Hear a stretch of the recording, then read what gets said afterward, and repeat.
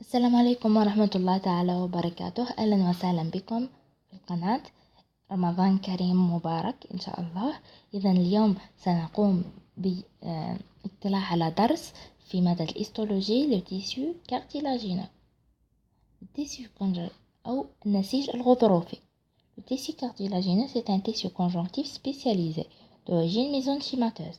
إذا هو يأتي من النسيج الضام لكن هو spécialisé. C'est un tissu de consistance dure mais non minéralisé.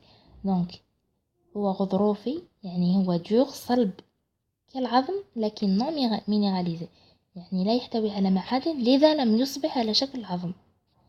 Il est constitué des cellules chondrocytes et une matrice extracellulaire. Le tissu conjonctif classé en trois types: cartilage hyalin, fibrocartilage et cartilage élastique. Donc il y a trois types de cartilage. La localisation selon l'âge.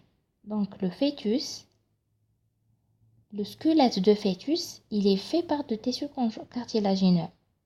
L'enfant, il y a un cartilage de conjugaison. Donc le pourcentage de cartilage diminue chez l'enfant. Après l'adulte, le tissu moins répandu. Donc le cartilage il sera remplacé par le tissu osseux chez l'os. Il reste un peu dans les côtes, un peu dans les articulations, un peu dans les voies aériennes, surtout la trachée, dans l'oreille et le nez. Clairement, le tissu conjonctif, le cartilage, est dépourvu de vascularisation et innervation. Donc, là, il y a la vascularisation et innervation, nutrition assurée par une enveloppe appelée péricondre. Yani, le péricondre, il est vascularisé et il assure la nutrition de cartilage. La structure du tissu cartilagineux, il est formé par des cellules et substances fondamentales. Là, les cellules, ce sont volumineuses, arrondies. Les chondroblastes, responsables de synthèse de substances fondamentales et de fibres.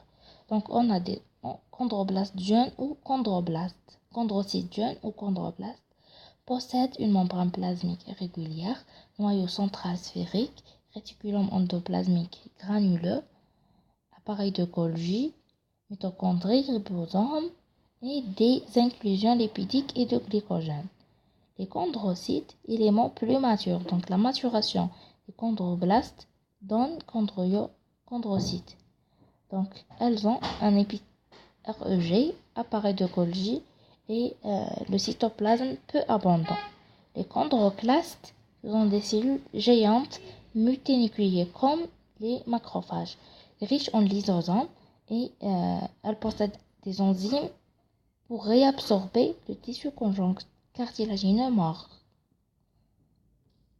La substance fondamentale, elle est solide, contient de l'eau, de sels minéraux, de glycose aminoglycane sous forme de sulfate, kératine, etc. Et les fibres, on a fibres de collagène et élastique, collagène de type 1, 2 et 9. Ne sont pas visibles en microscopie optique. Voilà. On peut les voir par un examen de lumière polarisée après une digestion enzymatique. Voilà. Par le microscope électrique. Voilà. Elles s'organisent les fibres en forme de panier, en voisinage de chondroblastes.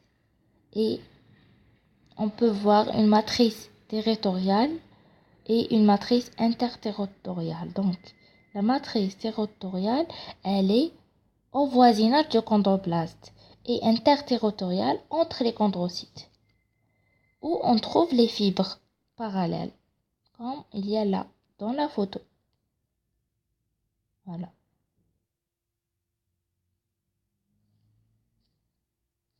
Les différents types de cartilage, on a un type hyalin, on a un type fibreux et on a un type cartilage élastique. Le type hyalin, donc l'information la plus nécessaire, c'est que où on trouve le type de cartilage hyalin. Premièrement, il est fait par les fibres de collagène type 2. Voilà. Donc, il contient aussi de la matrice extracellulaire. Mais le plus important, c'est où on trouve le cartilage également. Dans les fosses nasales, dans le cartilage thyroïde et cricoïde de la larynx,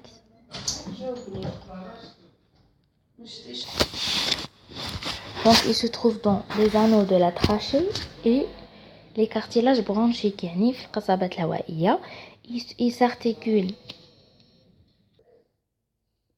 Donc on passe au cartilage fibreux ou fibrocartilage.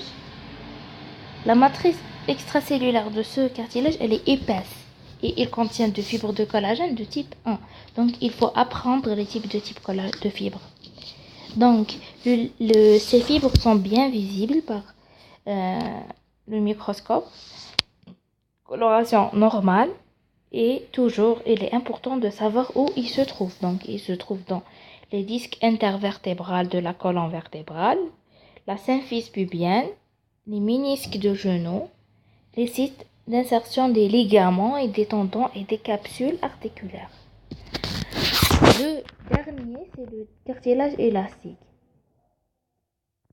Donc, il est caractérisé par une densité de cellules. Voilà. Et il est caractérisé par la présence de nombreuses fibres élastiques. Il est disposé en réseau tridimensionnel. Il permet la déformation et la restitution de cartilage. Grâce aux fibres, il se localise dans le nez, dans le cartilage arytenoïde de la larynx, pavillon de l'Orient, de conduit auditif externe et la trompe d'Eustache. Ces trois derniers se trouvent dans l'oreille. On termine par la biologie de tissus cartilagineux. La croissance ou renouvellement chez l'adulte, la régénération de cartilage, elle est absente. Voilà. La croissance de cartilage, on a une croissance interstitielle et croissance appositionnelle. Donc la croissance interstitielle, elle est rare chez l'adulte. Elle se fait par mitose des chondriocytes. Si la mitose se fait dans une seule direction, donc on aboutit des chondriocytes en ligne. Si elle est dans des directions diverses, on a un groupe disposé de chondriocytes circulaires. Voilà. Axial en ligne ou circulaire coronaire, comme les deux photos là. On a aussi une croissance appositionnelle à partir de péricondres. Les cellules conjonctives, dont des chondroblastes, élaborent la matrice au sein où ils finissent par emprisonner les chondrocytes. Comme ça. Donc, elles sont يحدث لهم مثل محاصرة par le péricondre et les autres chondrocytes.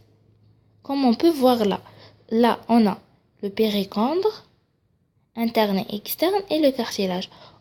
Après, on a une apposition d'une lamelle, là. De la première lamelle, de la deuxième lamelle, là en bleu, et toujours elle est emprisonnée par le cartilage et le péricondre. Voilà, toujours elle est emprisonnée. Ou muhasara. La nutrition, donc on a dit qu'il est non vascularisé, assuré par le péricondre et le liquide synovial dans l'articulation. Le péricondre, il est constitué par tissu conjonctif, entouré par cartilage hyalin, sauf au niveau de l'articulation. Il est formé par deux couches externes et internes.